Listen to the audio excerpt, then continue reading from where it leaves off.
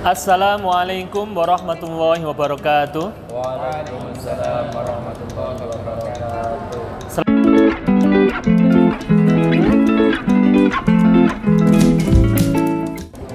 Pada video kali ini kita akan berbincang dengan 3 santri berprestasi, santri kelas 12 Pondok Pesantren Al-Amin.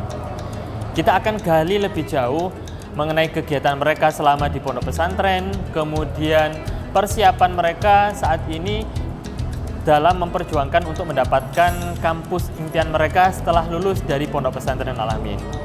Tanpa perlu berpanjang lebar, mari kita langsung berkenalan dengan 3 santri kita, yakni yang pertama ada Mas siapa? Sebelah kiri saya. Muhammad Falubi Rosyadi. Iya. Biasa dipanggil Yubi. Iya. Dari kelas? Dari kelas 12 IPS. Oke, dari kelas 12 IPS. Dari sebelah kanan saya ada Mas siapa? Perkenalkan, nama saya Akbar Wisnu Saputra, biasanya dipanggil Akbar, dari kelas 12 IPA 1. Oke. Yang terakhir ada Mas siapa? Kenalkan, nama saya Ahmad Mukafi Mazidan dari kelas 12 MIPA 1. Oke. Mas Mukafi dari kelas 12 IPA. Oke. Jadi kita sudah berkenalan dengan 3 santri kita. Saya ulangi lagi ya teman-teman. Yang sebelah kiri saya ini ada Mas Kolyubi, kemudian sebelah kanan saya ini ada Mas Akbar, dan yang terakhir ada Mas Mukafi ya. Oke, baik. Mungkin saya mulai dengan pertanyaan pertama. Kegiatan kalian nih selama di Pondok Pesantren Al-Amin ya, tetapi lebih spesifiknya di kelas 12 itu apa saja ketika kelas 12 pikiran kalian? Mungkin dimulai dari Mas Kolyubi terlebih dahulu. Baik, terima kasih atas pertanyaannya. Yang saya lakukan setelah kelas 12 ini adalah saya ingin menghafal Al-Quran hingga khatam, dan alhamdulillah tercapai. Karena pada saat kelas 11 saya dulu sangat sibuk karena dulu juga menjabat sebagai ketua OSIS dan aktif juga di pramuka, mengikuti event-event dan lomba-lomba dan sebagainya. Oke, jadi Mas Kolyubi ini selain seorang hafid, jadi dia juga aktif baik di OSIS, kemudian pramuka dan ikut berbagai lomba ya. Alhamdulillah. Selanjutnya Mas Akbar. Kurang lebih saya sama kayak Kolyubi. Saya dulu anak buahnya Kolyubi. Oh, anak buah. Ya. Saya dulu di bagian Kominfo, koordinator juga. Jadi saya sangat lumayan dekat dengan beliau. Dekat ya, teman dekat. Ya, teman dekat. Jadi saya juga menghafal Al-Quran dan saya aktif untuk mengikuti lomba-lomba seperti kimia, biologi maupun juga pramuka. Oke, baik. Mas Akbar ini juga selain seorang hafid, juga ikut kompetisi tadi perlombaan, kemudian juga aktif di organisasi juga. Baik. Kemudian Mas Mukafi, kegiatannya apa aja selama di pondok selama kelas 12 ini? Kalau saya kan cenderung kurang aktif ya, kalau di bidang ekstrakurikuler atau OSIS, jadi saya fokusnya di khataman tahfidzul Qur'annya. Ya, jadi Mas Mukafi ini memang tidak mengikuti kegiatan ekstra atau apapun, tetapi memang fokus di proses menghafal Al-Qur'annya ini ya. Oke. Baik, jadi saya jadi penasaran gitu. Kalian ini kan sudah kelas 12 ya, pasti disibukkan dengan berbagai kegiatan. Dalam artian kalian pasti sibuk dengan ujian, kemudian juga persiapan untuk mendaftar di perguruan tinggi. Bagaimana cara kalian untuk menyeimbangkan kegiatan kalian ya? Contoh tadi katanya ada yang ikut kompetisi, kemudian juga hafid gitu. Nah, gimana cara membagi waktu kalian? Dimulai dari Mas Akbar. Mungkin untuk menyeimbangkan waktu itu seiring berjalannya waktu kita pasti bisa untuk beradaptasi dengan waktu-waktu yang mepet di Al-Amin. Contohnya seperti juga hafalan Quran juga ada tuntutan untuk menghafalkan kitab takrib. Nah, cara saya membagi waktu ya antara lain ketika selesai subuh itu kan biasanya ada murojaah. Nah, itu saya manfaatkan untuk murojaah, fokus ke tahfidznya. Nah, kalau yang free ketika selesai duhur misalnya, Nah itu ganti fokus yang ke yang lain. Untuk yang misalnya OSIS, nah itu kita harus pintar-pintar untuk mencuri waktu. Antara lain mencuri waktu itu ketika pelajaran misalnya ada jam kosong, nah itu kita buat, jangan buat tidur, nah buat untuk mengerjakan tugas-tugas OSIS itu. Kurang lebih seperti itu. Selanjutnya Mas Mukafi gimana? Saya ya memanfaatkan waktu luang, terutama di luar sekolah itu untuk tahfidzul Quran. Kayak sebelum tidur atau mungkin setelah sekolah. Kalau untuk sekolah sendiri itu kan kadang-kadang jam kos itu baru dimanfaatkan untuk kayak nyari info universitas atau beasiswa dan lain-lain. Untuk Mas Kolyubi gimana? Untuk saya sendiri, cara saya untuk menyeimbangkan waktu adalah fokus pada apa yang sekarang dilakukan. Jadi semisal sekarang waktunya sekolah, ya sudah, saya nggak mikir yang tahfidz, nggak mikir OSIS, dan nggak mikir Quran juga. Setelah itu, misalnya setelah selesai sekolah, siang itu free, ya saya buat kadang murojaah. Kalau sudah selesai, kadang mengerjakan tugas yang belum, seperti kalau OSIS, membuat proposal atau membuat kegiatan yang lain, seperti itu. Seperti itu ya? Oke.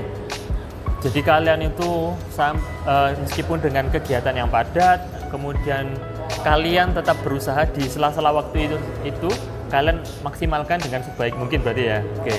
Selanjutnya kalian kelas 12 ya, pasti akan melanjutkan ke jenjang pendidikan selanjutnya, yakni perguruan tinggi negeri. Dan baru saja ini beberapa hari yang lalu kalian sudah mendapatkan pengumuman seleksi nasional berbasis prestasi Bu ya, benar ya, SNBP. Mungkin bisa dibagikan kabar baik itu ke pemirsa video kita kali ini. Mungkin dimulai dari Mas Mukafi. Alhamdulillah kemarin tanggal 26 itu pengumuman SNBP. Alhamdulillah saya diterima di Universitas Airlangga Surabaya, jurusan Nanoteknologi, Fakultas Teknologi, Fakultas Teknik. Selanjutnya Mas Kolyubi. Alhamdulillahirrahmanirrahim. Saya kemarin pengumuman SNBP diterima di Universitas Negeri Malang, jurusan Geografi, Fakultas Ilmu Sosial. Fakultas Ilmu Sosial. Terakhir Mas Akbar. Mungkin saya yang nyeleneh ya. Sebenarnya saya itu ingin ke UGM. Namun entah dari mana itu, ada pikiran saya memasang SNBP saya di UI dan di UINMA. Nah, saya itu bimbang sebenarnya antara ingin di hukum dan kedokteran. Namun saya lihat peta persaingannya itu terlalu ketat. Jadi saya sadar diri, value diri saya itu masih belum bisa ke situ. Jadi saya cari jalan tengahnya. Alhamdulillah saya diterima di Universitas Indonesia Depok lewat jalur SNBP. Jurusannya apa tadi? Jurusan Kesehatan Masyarakat. Oke. Mungkin aku mau tanya ke Mukafi dulu ya. Mukafi, tadi kalau nggak salah Mukafi cerita kalau diterima di jurusan Rekayasa Nanoteknologi ya, di Universitas Airlangga. Bisa diceritakan ke teman-teman kenapa mengambil prodi itu dan kenapa harus di UNER? Ya, Singkat ya teman-teman. untuk rekayasa nanoteknologi sendiri itu di Indonesia kan unik ya, cuma ada di UNER Mas Ian. Terus ya karena kenapa kok milih Universitas Airlangga? Mungkin karena keinginan orang tua. Jadi milihnya yang Surabaya aja yang dekat. Oh, memang ada saran dari orang tua untuk memilih Universitas Airlangga. Orang tua pernah kuliah di UNER atau memang tempat tinggalnya asalnya? Oh, ada kakak kandung ya? Oh, alumni. Oke. Selanjutnya Mas Kolyubi, kenapa pada akhirnya memilih jurusan geografi ya di Universitas Negeri Malang? Ya, sebenarnya saya ini nggak kepingin kuliah. Kenapa ini? Ya, dulu waktu kelas 10 itu sempat mikir nerusin mondok aja Qurannya biar selesai gitu. Terus kelas 12 kok ternyata sudah, akhirnya bingung kesibukannya apa, akhirnya kuliah dulu. Terus tapi tetap nggak pengen kuliah, kepinginnya kedinasan. Terus disuruh ayah, kuliah aja dulu, yang penting nggak nganggur kalau nggak keterima kedinasan. Ya sudah, akhirnya coba-coba. Pertama Poltekkes Surabaya kemarin juga lolos, dan SNBP lolos juga, jadi yang diambil ya SNBP. Terus kalau yang milih geografi ini, karena kalau yang di UM itu hanya di UM saja sih yang bisa menerima anak IPS. Kalau misalnya di UB itu kan teknik geofisika harus dari anak IPA. Kalau yang UM ini dari geografi anak IPS bisa masuk. Oh, jadi kalau Mas Kolyubi ini memilih geografi Universitas Negeri Malang karena menerima anak IPS. Oke. Oke, selanjutnya Mas Akbar. Tadi Mas Akbar belum menceritakan kenapa kok yang dipilih program studi ilmu kesehatan masyarakat. Bisa diceritakan? Mungkin karena kesehatan masyarakat ini agak mirip dengan kedokteran ya. Maksudnya rumpunnya itu masih sama. Jadi saya memikir saya bisa lah di kesehatan masyarakat ini. Sedangkan kedokteran kan masih terlalu tinggi buat saya gitu. Jadi saya memutuskan ya kesehatan masyarakat saja. Nah, di pilihan kedua itu tadi UINMA, kedokteran. Nah, saya berharapnya itu sebenarnya di Malang. Tapi alhamdulillah rezeki dan dari doa orang tua, dari doa kiai-kiai bisa lolos di pilihan pertama itu. Alhamdulillah. Lah, ini teman-teman semua yang mungkin membedakan kita semua di sini santri ya. Tidak lupa selain dari doa orang tua, kita juga mendapatkan berkahnya dari doa dari para kiai-kiai kami seperti itu.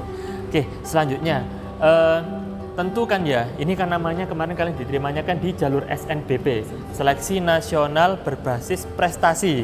Nah, ada kata kunci prestasi. Nah, tentu kan ini dalam proses seleksinya kan berbeda dengan teman-teman yang jalur tulis. Nah, mungkin bisa kalian ceritakan gimana strategi kalian atau mungkin pendapat kalian, kira-kira saya berhasil diterima melalui jalur SNBP ini karena apa? Seperti itu. Atau juga bisa ceritakan proses kalian bisa lolos di jalur SNBP ini seperti apa? Kan setiap santri pasti punya ceritanya masing-masing. Nah, mungkin bisa dimulai dari Kolyubi. Mungkin menurut saya kok bisa lolos di SNBP ini ya dari nilai juga pengaruh mungkin, dan yang paling penting itu dari prestasi. Kalau kemarin itu yang saya masukkan yang pertama, yang juara satu Santripreneur dulu yang tingkat provinsi. Yang kedua saya juga menjadi ketua OSIS periode 2022-2023. Yang ketiga saya juga menjadi ketua umum OSIS KKM 4 Kabupaten Mojokerto. Terus yang keempat menjadi sertifikat itu Pramuka Garuda Penegak. Terus yang kelima sertifikat yang 30 juz itu yang tahfidz. Tapi pada saat itu saya nggak upload yang 30 juz karena maksimalnya 3 yang di SNBP. Oh, jadi kalau di SNBP itu maksimal 3 ya? 3 prestasi. Oh, 3 prestasi seperti itu. Kalau dari Akbar, gimana perjuangannya dalam mengikuti seleksi SNBP kemarin? Mungkin saya agak berbeda sama Kolyubi. Kalau saya ngencengin jalur langit saya. Mungkin saya biasanya sowan ke Kiai Mutaharun, biasanya dikasih ijazah doa-doa tertentu. Misalnya Bismillah 1000 kali setelah sholat hajat. Nah, itu saya kencengin itunya. Dan kalau untuk prestasinya, saya memasukkan prestasi yang kemarin juara 2 Olimpiade Kimia, Matematika, dan Fisika, terus Teknik Kimia itu di Universitas Semen Gresik, Indonesia. Itu saya cantumkan itu. Terus saya juga ketua satu perkumpulan forum OSIS Mojokerto. Bawahnya Yubi juga. Oh, bukan bawahnya, menemani Yubi. Menemani Kolyubi. Ya. Jadi kayak selalu nempel gitu aja. Terus juga Pramuka Garuda juga saya cantumkan. Jadi itulah 3 prestasi yang menurut saya bisa mendongkrak nilai saya di Universitas Indonesia itu. Oke. Jadi kurang lebih sedikit ya sebelum ke Mukafi. Jadi sebenarnya Qalyubi dan Akbar ini saling memberi pancaran semangat yang sama, saling membagikan semangat yang sama gitu ya. Kok kemana-mana selalu ada gitu. Dan berkahnya ini bisa sama-sama dapat SNBP gitu. Alhamdulillahnya seperti itu. Kalau Mukafi gimana perjuangannya dalam sukses di SNBP tahun ini? Kalau saya sih mungkin kalau masalah prestasi itu nggak terlalu sih. Pernah ikut-ikut kayak lomba KSM, fisika, mungkin 2 kali gitu ya. Kelas 10, kelas 11 itu belum masuk lah, belum lolos. Tapi alhamdulillah mungkin barokahnya tahfidzul Quran ini tadi. Padahal mulai kelas 8 itu tahfidzul Quran itu alhamdulillah kelas 12 ini baru hatam itu. Ya itu sertifikatnya dimasukkan di SNBP tadi. Terus ya mungkin ada prestasi itu baru sekali ini ikut sama Akbar itu di UISI itu juara 2. Jadi memang perjuangan kalian ini sesuai dalam artian dengan usaha yang kalian berikan itu ibarat kata quote-quote yang saat ini sudah bermunculan itu usaha tidak akan mengkhianati hasil. Ya, benar. Dari Qalyubi ya, tadi Qalyubi sudah menyampaikan bahwa prestasinya menunjang untuk keberhasilannya di SNBP. Tetapi bisa diceritakan nggak untuk nilai rapor, kan salah satu aspek penilaiannya kan di SNBP kan juga raport. Mungkin bisa diceritakan atau disampaikan berapa nilai rata-rata raportnya kemarin? Nilai rata-rata rapot saya kemarin 88,8 insya Allah. Untuk peringkat paralelnya di sekolah berapa kemarin? Alhamdulillah 1. Alhamdulillah paralel 1 ya, alhamdulillah. Kalau Akbar kemarin berapa nilai rata-rata rapornya? Saya nilai rata-rata rapot saya rendah, termasuk 88,5. 88,5. Ya. Untuk peringkat paralelnya? Untuk peringkat paralelnya pastinya bawahnya Mukafi. Saya nomor 5 misalnya. Oke. Kalau Mukafi kemarin nilai rapornya berapa rata-rata? Kalau saya alhamdulillah kemarin eligible 1 MIPA. Oh, ya. Rata-ratanya mungkin 89,5. 89,5. Dari saya. Saya di bawahnya mereka semua. Tetapi alhamdulillah kalian bertiga bisa lolos, alhamdulillah. Bagaimana? Tentu kalian kan tidak melepaskan peran pondok pesantren kita, pondok pesantren Al-Amin Mojokerto yang mengantarkan kalian bisa lolos seleksi SNBP ini mulai dari kelas 7 kan kalian mondok di Al-Amin. Berarti kurang lebih selama hampir 6 tahun kalian mondok di Al-Amin. Mungkin bisa diceritakan bagaimana peran pondok pesantren Al-Amin dalam membantu kalian bisa sampai di titik sekarang saat ini. Mulai dari Mukafi. Untuk peran pondok pesantren ini jelas barokahnya ya. Alhamdulillah itu kalau saya mungkin selalu dinasehati sama guru-guru ustadz-ustadz di sini, terutama kalau Abah Nuruddin itu selalu kalau menyampaikan kalau talabul ilmi itu diniati yang benar itu. Jadi mungkin barokahnya situ. Barokahnya ya seperti itu. Kalau Akbar? Untuk saya peran Al-Amin sangat berdampak di hidup saya. Contohnya saya selalu berurusan dengan keamanan. Jadi itulah yang membuat saya menjadi berubah seiring berjalannya waktu. Ketika saya membuat kesalahan, ya, saya ditakzir dan dampak takzir itu tadi itu membuat saya lebih baik lagi dari sebelumnya. Gitu. Dan ada juga peran dari Kiai Hanafi itu selalu mengasih nasihat kepada kelas 12 bahwa kalau kelas 12 ini sudah waktunya untuk menggenjot lagi, maksudnya ditata niatnya lagi, toh juga habis ini keluar dari pondok pesantren. Dan juga ada peran dari Kiai Muthaharun, ini saya sangat mengidolakannya gitu. Saya selalu menyempatkan untuk misalnya kalau liburan saya sowan-sowan ke Kiai Muthaharun, dikasih amalan, dikasih wejangan untuk saya lebih semangat lagi untuk Oke, kalau Kolyubi, Baik, peran dari Pondok Pesantren Al-Amin menurut saya dari fasilitasnya, karena di sini kan bertiga ini tahfidz semua. Di sana itu ada kamar khusus santri tahfidz. Jadi saya bisa fokus untuk menghafal Al-Quran dengan baik.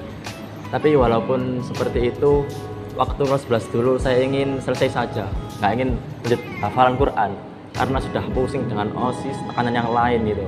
Tapi saya ingat pesan dari guru tahfidz saya. Jadi kurang lebih begini, ketika kamu sudah ikut tahfidz, itu ibarat kamu sudah nyemplung di laut. Ya sudah, selami saja. Kamu kalau bisa menyelam sampai dasar, maka di situ kamu akan bisa melihat indahnya alam bawah laut. Ya sudah, dari situ saya berpikir sudah dapat banyak, kurang dikit nih. Ya sudah, terusin aja sampai selesai. Akhirnya alhamdulillah bisa selesai sekarang. alhamdulillah begitu ya. Ternyata banyak sekali cerita yang bisa disampaikan ke teman-teman. Tetapi yang tidak kalah penting adalah tadi sebenarnya Mas Akbar juga sedikit mention mengenai jalur langit. Nah ini, jalur langit itu seperti apa? Bisa mulai dari amalan-amalan sunnah maupun dari doa-doa dari orang-orang yang kita cintai seperti itu. Mungkin tadi karena yang memulai dulu Mas Akbar, mungkin Mas Akbar bisa menceritakan bagaimana mungkin apa yang dimaksud jalur langit itu tadi ke teman-teman. kan ada kata-kata jalur langit tidak pulang dengan tangan kosong. Nah, itu saya pegang teguh itu. Karena jalur langit ini sangat penting bagi saya ya. Saya selalu mengamalkan apa yang diberikan oleh Kiai Mutaharun. Contohnya ya seperti tadi, sholawat dan bismillah 1000 kali setelah sholat hajat. Itu saya selalu sempatkan. Misalnya anak-anak masih tidur, saya ke masjid duluan untuk melaksanakan amalan itu. Dan ada lagi amalan dari rutinan saya sendiri, ini sholawat 10.000 kali setiap hari. Nah itu walaupun awalnya belum kuat atau tidak kuat, saya paksa biar bisa gitu. Nah, dan alhamdulillahnya barokah itu tadi, barokah sholawat, barokah bismillah, saya bisa sampai di titik ini, bisa diterima di Universitas Indonesia gitu. Kalau Kolyubi gimana? Oh, mengenai amalan, saya kurang. Kalau menghafal Al-Quran ini saya nggak punya amalannya cuma ya under situ buat zikir aja. Ya jadi ya undersnya ya Quran itu saja. Mungkin seperti itu. Oke, mungkin kalau dari segi amalan mungkin tidak seperti Mas Akbar mungkin wirid dan sebagainya, tetapi dapat berkahnya dari membaca Al-Quran tadi. Wirid-wiridnya Quran itu. Oke. Terakhir dari Mas Mukafi, amalan apa yang mungkin dipersiapkan selama proses ini menerima SNBP? Untuk saya sih mungkin amalannya ya rutinan Al-Amin aja. Itu seperti sholat duha 4 rakaat, sholat hajat, qiyamul lail, seperti itu. Oke, berarti dari cerita Mas Akbar, kemudian Mas Kolyubi dan Mas Mukafi ya, Mas Mukafi, bahwa di Pondok Pesantren Al-Amin ini kalian itu tidak hanya belajar mata pelajaran umum, tapi juga dibekali juga pendidikan agama yang baik. Contoh kalian juga sholat qiyamul lail, kemudian sholat duha berjamaah juga ya, oke, seperti itu. Mungkin terakhir ya untuk Mas Akbar, Mas Kolyubi dan Mas Mukafi, ini kan kalian sekarang kan kelas 12 dan setelah ini melanjutkan di perguruan tinggi. Saya minta kalian satu persatu memberikan kesan-pesan atau lebih spesifiknya mungkin motivasi untuk adik-adik kelas kalian biar juga memiliki semangat yang sama untuk memiliki prestasi seperti kalian bertiga. Oke. Untuk siapa yang lebih dulu? Pertama, Mas Kolyubi. Baik. Prinsip yang selama ini Suaranya prinsip yang saya pegang selama ini tetap yaitu manjada wajada. Sopo sing temen bakal dinemu. Seperti itu. Oke, itu untuk yang Mas Kolyubi ya. Kalau Mas Mukafi? Kalau saya prinsipnya selalu ingat orang tua. Jadi kalau mondok ini disuruh siapa, dibiayai siapa, itu kan orang tua. Jadi selalu doakan lah setiap apa itu tadi sholat duha atau habis sholat gitu. Oke. Kalau Mas Akbar? Kalau saya ingat awal kamu ingin mondok, niat kamu ingin mondok itu untuk apa? Jadi setiap hari ingat niat kamu untuk mondok itu untuk apa, biar kamu tidak menggok-menggok pas mondok itu tadi. Dan itu jalur langit tidak pulang dengan tangan kosong. Oke, seperti itu. Oke, jadi kita sudah sampai ya di penghujung video kali ini. Jadi kita sudah banyak mendapatkan pengalaman dari 3 santri kita, ada Mas Kolyubi, Mas Akbar, dan Mas Mukafi. Itu tadi banyak, kita sudah ngobrol banyak tentang kegiatan mereka, kemudian persiapan mereka dalam mempersiapkan masuk di perguruan tinggi, hingga sampai pada puncaknya adalah diterima di perguruan tinggi tujuan mereka. Baiklah teman-teman semuanya, kurang lebih itu video kali ini. Kurang lebihnya saya mohon maaf. Wallahul muwaffiq ila aqwamit thoriq. Assalamualaikum warahmatullahi wabarakatuh. Sampai jumpa di video selanjutnya.